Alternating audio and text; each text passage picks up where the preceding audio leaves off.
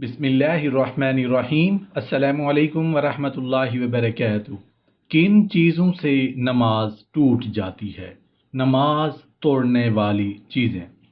कसदन या भूलकर बोलने से नमाज टूट जाती है।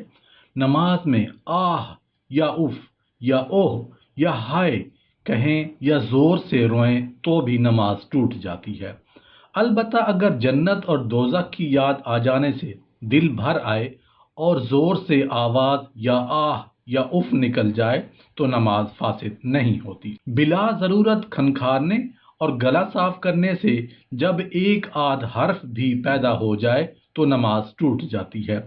अलबत्ता ज़रूरत और मजबूरी के वक्त खनकारने से नमाज नहीं टूटती। नमाज में छींक आई और उस पर अल्हम्दुलिल्लाह कहा तो नमाज फासिद नहीं होगी, लेकिन नहीं कहना चाहिए। और नमाज में अगर किसी और को छींक आई और उसने ही अपनी नमाज में यरहमुकल्लाह कहा तो नमाज टूट गई। किसी के सलाम का जवाब देते हुए वालेकुमुस्सलाम कहा तो नमाज टूट गई।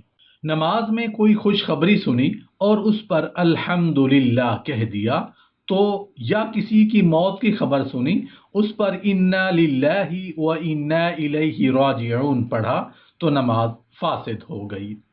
कोई बच्चा वगैरह गिर पड़ा, उसके गिरने पर बिस्मिल्लाह कह दिया तो भी नमाज टूट गई।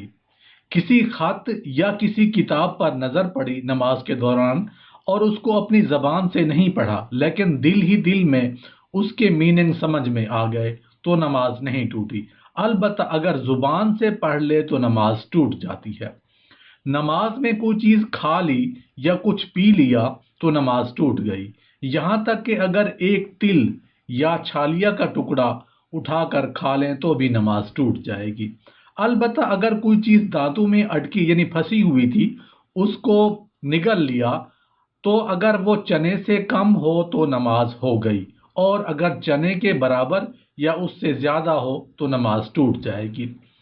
मुंह में पान दबा हुआ है और उसकी पीक हलक में जाती है तो नमाज नहीं होती।